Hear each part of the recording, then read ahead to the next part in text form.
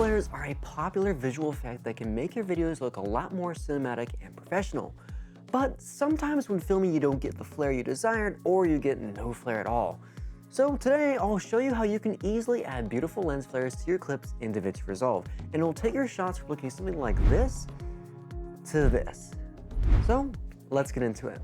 So we're here in DaVinci Resolve right now, and I've got the clip I want to add the lens flare to all ready to go. It's been color graded, and all I need to do is just add the lens flare.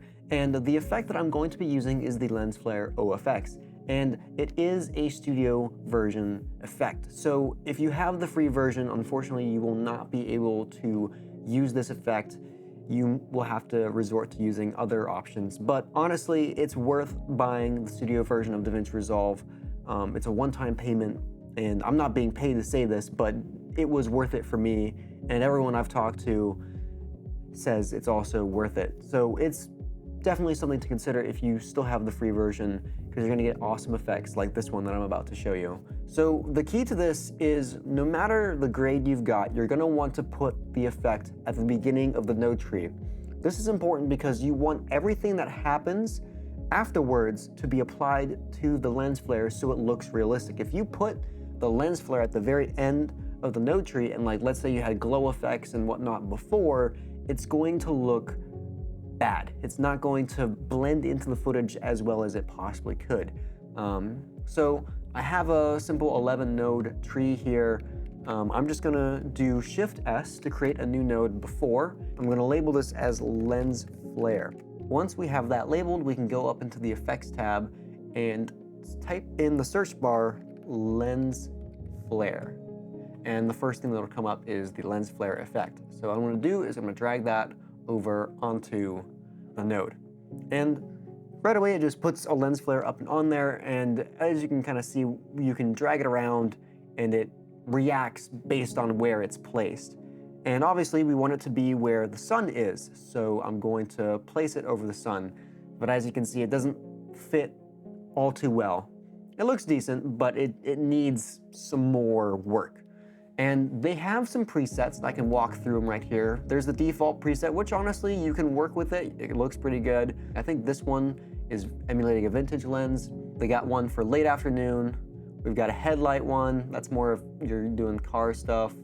1970s sci-fi, that looks like an anamorphic kind of lens flare. We've got modern sci-fi, also more of an anamorphic thing. We've got another anamorphic, so a lot of anamorphic in here, and you have a custom one you can build out yourself.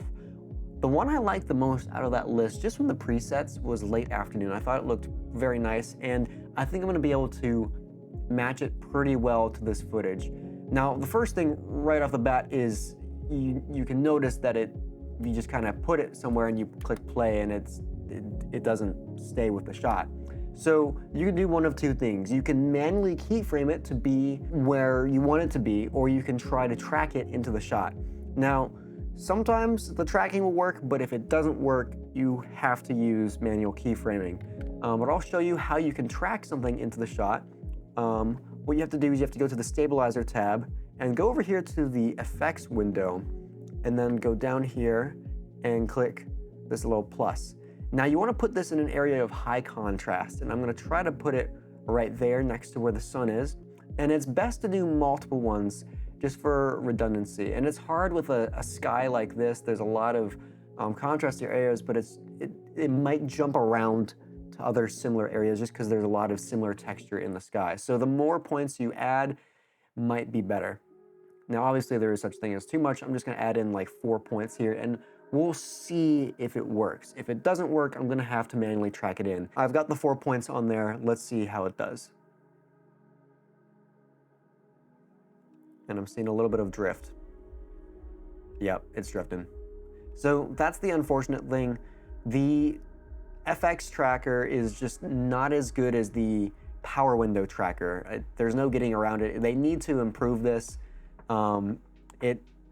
It's gonna be easier for me to just manually keyframe this rather than have to, adjust the track. So I'm gonna skip on that. Maybe if you try that and you get better results, it just depends on the contrast of the scene. But for me, I'm just gonna manually keyframe it. And you can do that in here. So first of all, we've got some controls under the lens flare. We've got position, global corrections, aperture, elements, and then the blend. In order to position it, you obviously go over to the position. So you can actually go down here, make sure you have the OpenFX overlay turned on, and now you can drag it to where you want it to go. Right off the bat, this is too big. It doesn't fit very well into the frame, so I'm gonna go to the global scaling under global corrections and turn that down, and it looks a little bit better. I think it's too saturated, so I'm just gonna dial it in to where it kind of matches the rest of the frame. I think right in there looks pretty good. You're gonna kind of dial it in just perfect. Brightness a little too bright. I like that. Doesn't look too bad. And you can adjust the hue later, but I'm pretty close with the hue that it came with. Just gotta get the saturation just perfect. I think that's good. And so now I wanna make sure that this follows that. What you can do is you can go over to the position, put a keyframe for where you are right now, and I'm gonna go to the end of the clip and just adjust this, and it's gonna automatically move the keyframe. So I've got a keyframe there. Should have done it, but I just had to click there. So now for that part of the video, it tracks perfectly. And it's a drone shot, and so it's mostly stable. It's easier just to keyframe it this way. And you go to a different point in the video, oh, okay, it's off again. You just drag it over to where it should be. And it's such a wide shot that it's gonna be hard to notice any slight drift. And with just a few positional keyframes, it looks like it's tracked into the shot pretty well. I mean, even right there off the bat, we have a pretty nice lens flare. I put this in full screen. It looks, for the most part, pretty good. Obviously, I could fine-tune the keyframing a little bit more, but for the sake of time, I'm trying to showcase it as fast as I can. But it looks pretty decent. The one thing I would say is the elements are a little too dim. So I'm gonna go back into the global corrections and turn up the brightness. Now you also have control over like how blurred out these elements are. And right now, it's a little too blurred out. So under global defocus, you can pull it back and get it to be a little bit sharper. And since it is a drone shot, drone shots are typically, everything is in focus, so including the lens flare.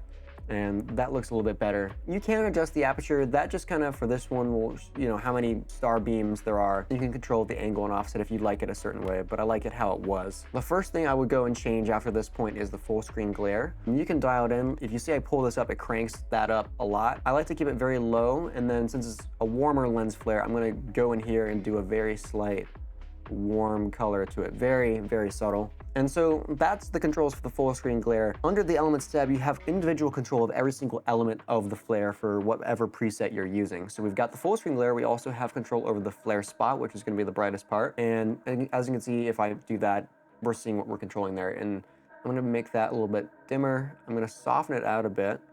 And then you can make a regularity. If you scale it up, we'll see what that does. I see. So that just kind of scatters it around. I'm gonna do that and then make it smaller. So that's the flare spot. Let's check out the starburst. I think the starburst is a little bit too bright. So I can dial that in. So that's a little bit softer. And then if you get the split angle, you can kind of the sharpness of the beams. I like them a little bit more soft. And this is all personal taste at this point. If you're trying to figure out what you like, this is how you fine tune it. And then there's the ghosts, which are these things. Honestly, the more subtle these are, the better. And so in just a minute or so, we've created a pretty convincing, pretty decent looking lens flare. Now, one thing I will say that'll make it blend into your footage a whole lot better is if you have a glow effect later down in your timeline. Obviously, that's stylistic, but it helps blend it in so much. Let me just disable the glow node so you can see it looks very harsh. I mean, obviously it affects the whole frame, but without the glow effect, it doesn't look very good. You add the glow effect, it adds a little bit of extra softening to it, but also kind of wraps the light around, if that makes sense. And so it looks a little bit more realistic. But there you go. That's how you create a nice, beautiful lens flare very easily within DaVinci Resolve. We started out with something looking like this, and then we took it to look like this. And the result is rather spectacular. That's going to do it for this video. If you enjoyed, you know what buttons to click. My name is Rocco, Jesus loves you, and I will see you in the next video. Peace.